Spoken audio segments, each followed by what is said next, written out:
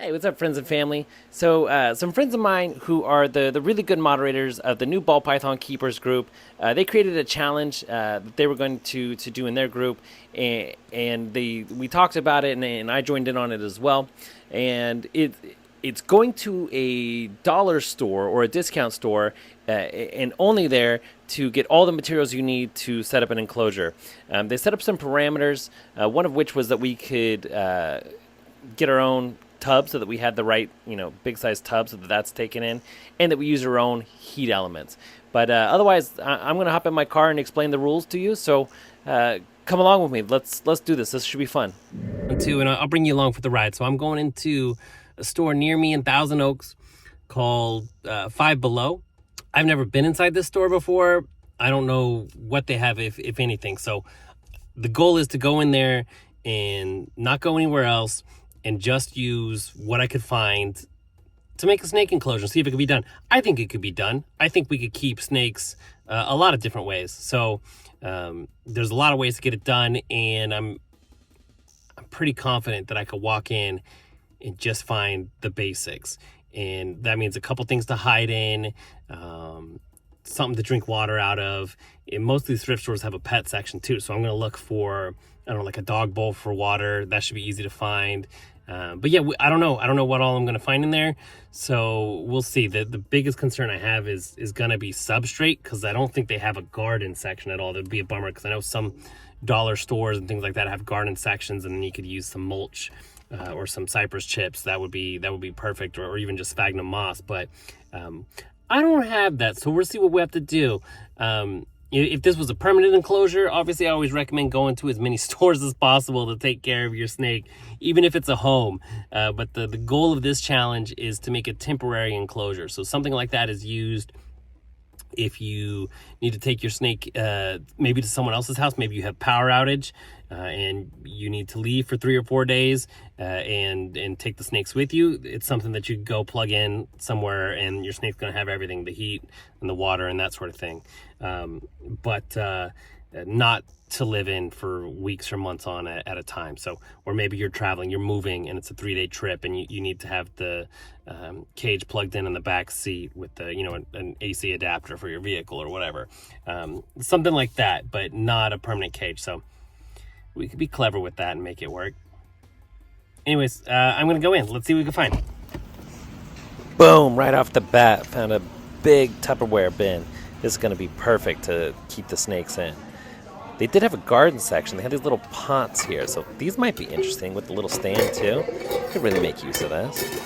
Well, even though they've got a garden section, they also have a pet section, and this chain drew my eye, even though it didn't have any substrate. But look at the pet section. They've got body pads. I could definitely use this as a substrate in place of paper towel. So there's always something you could use at the dollar store. I might find something else if it wasn't a challenge, but this will work since this is all they got at the store. What else I got in the pet section? I don't give a sip. Yeah, that's a water bowl we could use. Anything with a sassy saying. And this dog chew toy can come in handy. But look at this. More water bowls with other sassy sayings. Drinking buddy's good. But I like hangry. Yeah, I'm going to go with hangry. So I'll put that other water dish back. So I brought everything home and got right to work. And part of this challenge assumed that we'd have our own heat element. So here I'm using an old heat mat, and I'm going to put this on the bottom of the tub, and here you can see I'm affixing the probe directly to the heat mat with electrical tape. I'm going to affix the mat to the tub with HVAC tape.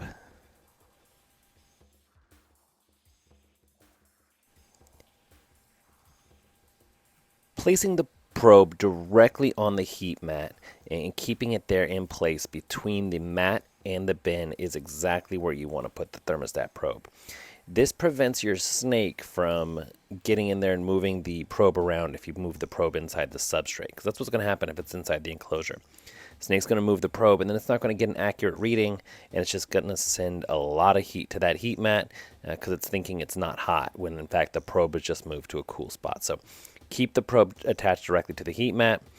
Here I'm using a length of heat tape that's insulated to help direct the flow of heat to the mat instead of just everywhere and onto the table the heat mat sits on, and securing it with HVAC tape. You don't want to use metal tape on the probe tips. I don't know exactly what will happen, but it says not to in the Herpstat manual, so I don't do it. I use electrical tape. So now it's time to add everything in. So I've already got the puppy pad down. Let's put some of the decor. There's the water bowl. I'm just sort of figuring out the layout here. Nothing too exciting. I use these little stands for the pot. I'm just going to use those little climbing opportunities. I also put deli dishes in there, and I did do that eventually at some point.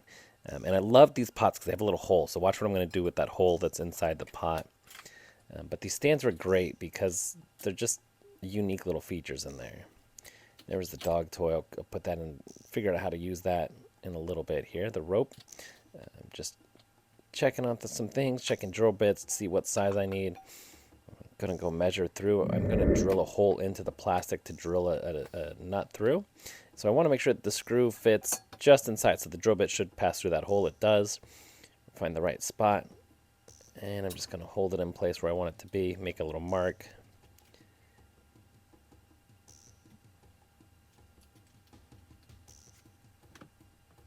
And then I drill through the plastic.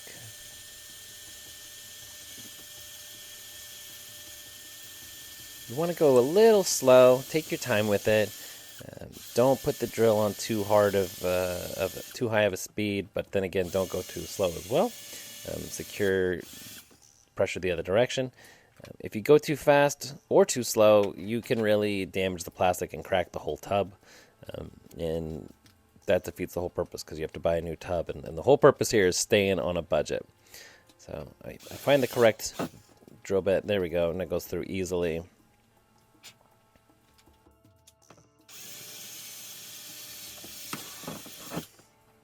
And I won't show it here, but I use the same drill bit to drill a few ventilation holes around the lower sides of the bin and up high as well. So like a nice cross ventilation. Just with some holes, probably about 25 across the bin.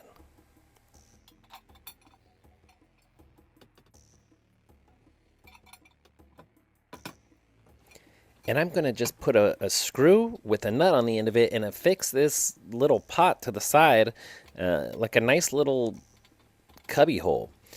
And it's not a perfect hide because it's completely open on the side, but it's a lot like looks sort of like a rock ledge or something like that they could hide on. And I really like the way it turned out, especially I'm going to do the same thing with the second one here too. I really like the way that turned out, and it's really secure there with the one nut and the screw. And now that the pots and their stands are in there creatively, I'm going to go ahead and make some work for the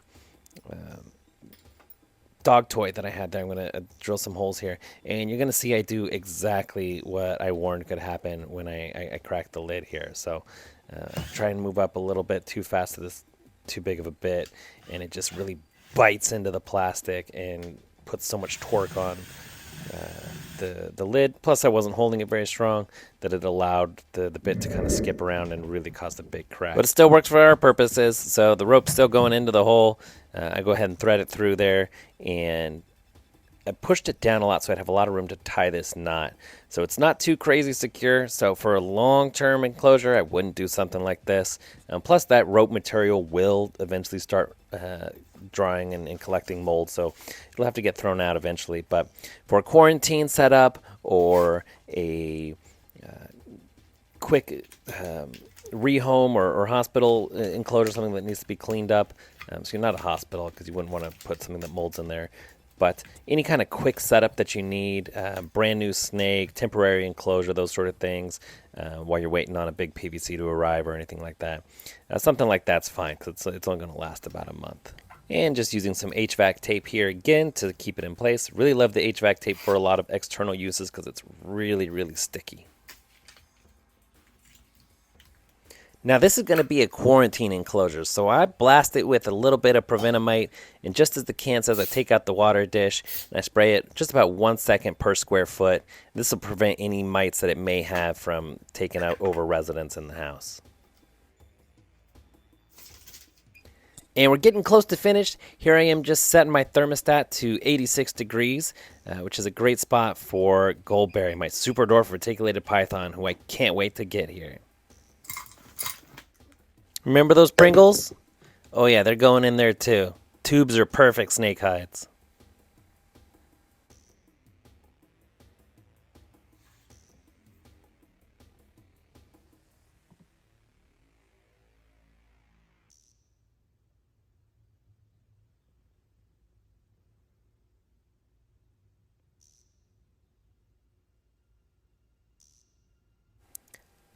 And there you have it, folks. A perfectly set up quarantine enclosure or temporary enclosure with materials all purchased from the dollar store.